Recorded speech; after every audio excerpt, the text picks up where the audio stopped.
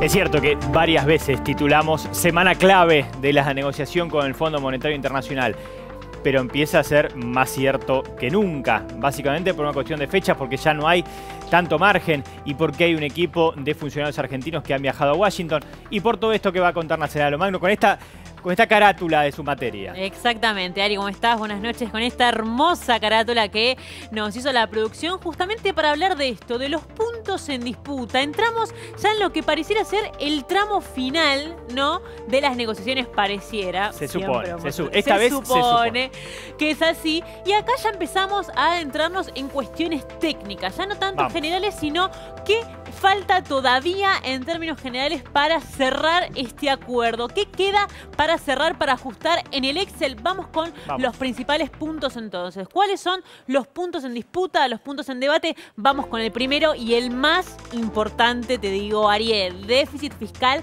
del 0%. Esta meta del 0%... Fácil decirlo, difícil lograr. Exactamente. Estamos hablando básicamente de qué pasa con la relación entre los ingresos y los gastos del Estado. Cuando el Estado gasta más de lo que le ingresa, tiene un déficit fiscal. Eso ha sucedido, bueno, en muchos gobiernos de la nación argentina, pero particularmente en la pandemia hemos visto algo así, ¿no? Bueno, lo que dice el Fondo Monetario Internacional, yo quiero que esa diferencia la cierres. ¿Para cuándo? Bueno, este 0% podría llegar en 2026. Eso ya está más o menos acordado. ¿Cuál es la pregunta clave? Esta que ves acá.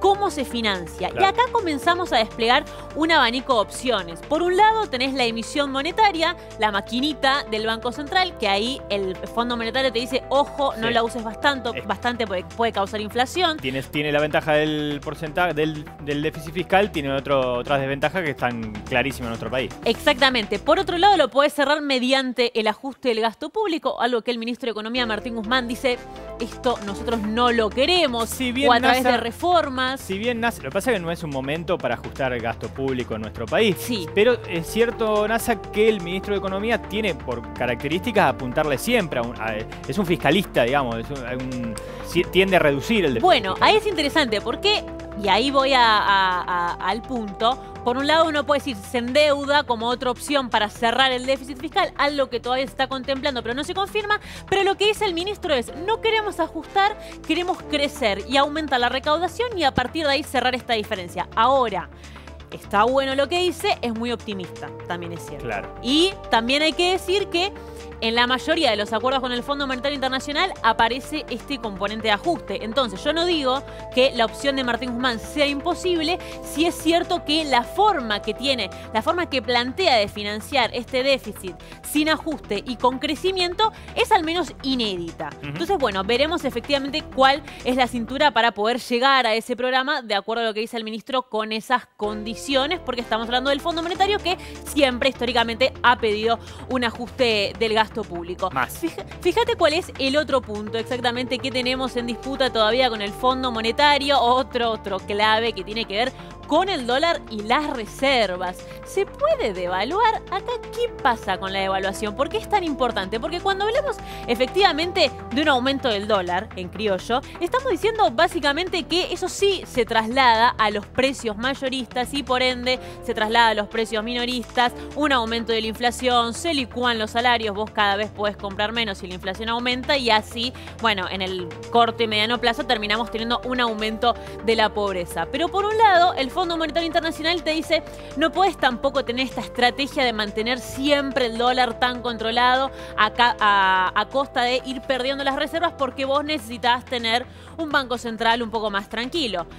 Argentina te dice, está bien, pero hoy tenemos un tipo de cambio competitivo y no necesitamos hacer una devaluación brusca. Bueno, el Fondo Monetario Internacional entiende que la situación argentina amerita efectivamente un control de cambios. El tema es cómo ir de a poco sincerando, como dice el FMI, este tipo de cambio para hacer microdevaluaciones diarias, pero sin que afecte demasiado, al menos, a la economía. Tenemos un tercer punto, si querés. Todo esto, NASA, mientras pasamos a la siguiente placa, dale, con una certeza, ¿no? Hemos visto y seguiremos viendo que el Fondo Fondo Monetario Internacional, más allá de que le pidan revisión del préstamo concedido, más allá de que le pidan responsabilidad, reconocimiento de responsabilidades, puede llegar a reconocerlas, pero de ahí a que cambie rotundamente las características de lo pedido, es distinto. Y esa es la pregunta, porque a ver, en términos económicos y financieros, sería interesante que el Fondo Monetario Internacional, tal como dijo en una auditoría interna aquí en Argentina en 2018, che, mirá que los dólares están yendo por la calaneta de la fuga y eso no lo aprueba el propio estatuto. Sería interesante que pudiera reconocer todas estas irregularidades, pero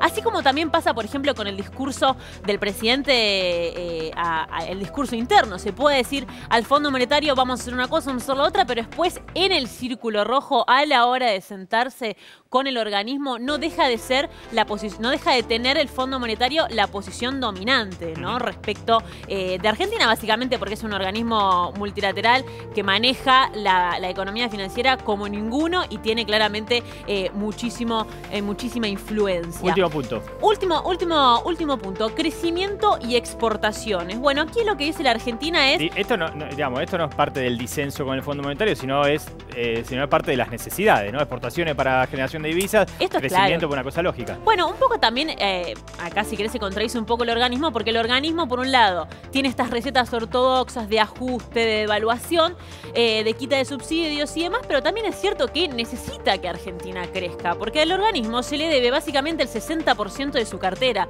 Un crédito inédito, 45.000 millones de dólares jamás se le había pedido al Fondo Monetario Internacional y el Fondo Monetario Internacional jamás había aceptado dar algo así, a excepción del crédito que se le dio a Mauricio Macri. Entonces, el fondo también necesita que Argentina efectivamente pueda llegar a un acuerdo y pagarle. Entonces, te decía, crecimiento y exportaciones también todavía están, veremos, porque Argentina ya de por sí para el 2022 dice, nosotros vamos a crecer un 4% más o menos. El Fondo Monetario lo tira un poco más para abajo. No, vamos a crecer entre un 2, un 2,5, no vas a crecer tanto. Y acá hay un punto importante que son las exportaciones, porque cuanto más se diversifiquen y se amplían las exportaciones para el país, más ingreso de dólares tenemos. En eso está el gobierno, en la presentación frente al Congreso Nacional de diversos proyectos que, si bien no hay una unificación dentro del Frente de Todos respecto de cómo están diagramados estos proyectos, sí lo que busca, por ejemplo, el proyecto de promover las exportaciones agroindustriales, la ley de hidrocarburos, la industria del conocimiento y demás, sí lo que buscan en términos estructurales es esto, crecer con más dólares para a partir de ahí pagar al Fondo Monetario Internacional, pero también que la economía argentina crezca, ¿no? Completísimo. Gracias.